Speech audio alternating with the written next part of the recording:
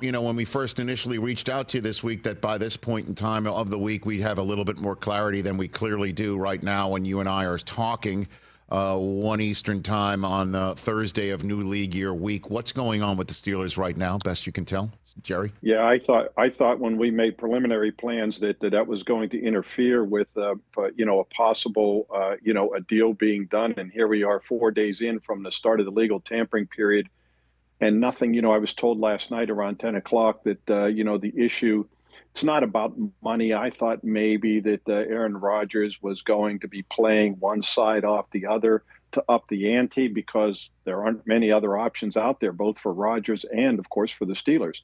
But that's not the case. I was told that it's not about money. It's just about him taking his time, basically Aaron Rodgers being Aaron Rodgers and not in any hurry to commit to anything. And so the question then to be begged is, how long will this go on? What is the Steelers' timetable? Rich, I don't know that they have a timetable, to be honest with you. I haven't been told that there is one or isn't one. And I think the fact that Russell Wilson decided to go interview with the Browns today and the Giants tomorrow, according to a report, would indicate that he is getting impatient too, because he all along has wanted to come back to the Steelers.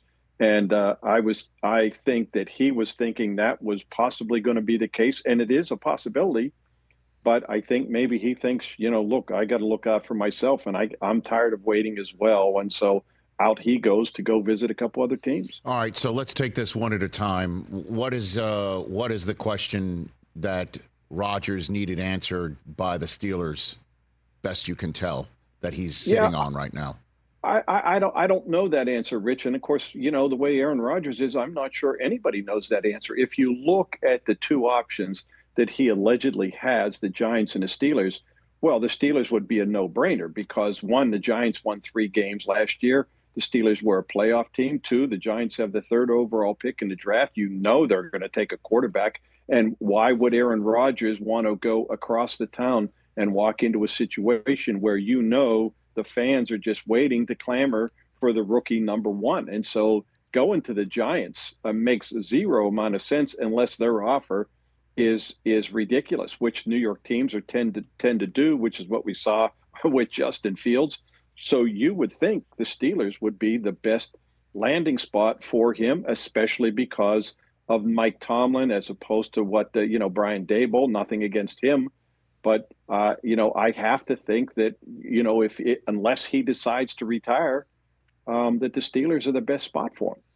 Okay, and what about the Vikings? Isn't that an option? Wouldn't that be more of a viable option? You think that's a threat to the Steelers getting Rodgers than the Giants then? Gerry? Perhaps, except at the same deal. You're dealing with J.J. McCarthy. I mean, they let Sam Darnold go after 14-3 because they know J.J. McCarthy's their guy. So why would he want to walk into that situation where he knows everybody wants, the fans and everybody want to see J.J. McCarthy? So again, if that's a possibility, that doesn't make any sense to me either. But then, hey, Aaron Rodgers doesn't make a lot of sense to me, Rich. And he said... Any sense? You caught me with that one, Gerry. I'm glad I did. It's hard to do, Rich. No, that's okay. Is there any sense of how long of a commitment the Steelers are willing to give Rodgers, Gerry? Well, I can't, to be honest, I can't imagine it's more than 2 years. And if it is, it would only probably be because of cap purposes. Rich, they had talks with Sam Darnold. And so Sam Darnold would have been more of a 3-year type of deal. But Aaron Rodgers, I think it's going to be 1 year and no more than 2. And again, if it's 2, it might be just to spread out some cap space. But I don't think their intention is to go anything longer than that. I think Rich, I think it's the same situation as Russell Wilson last year. Bring in a proven guy who's won a Super Bowl, who's probably headed to the Hall of Fame, to try to immediately get this thing back on track by winning a playoff game. And the immediacy is still a big point of emphasis for them. Bring in the guy that can immediately get them back on track. Not be a Super Bowl contender necessarily, because I don't think they're that. But how about winning a playoff game? And I think that's where they are. Russell Wilson had a 1-year deal. We know all the financial implications with what he was owed from Denver. But I think it's a very similar situation, and I couldn't imagine it being any more than 2 years, Rich. Catch the Rich Eisen Show live weekdays from 12 to 3 p.m. Eastern on Roku Sports Channel in the U.S.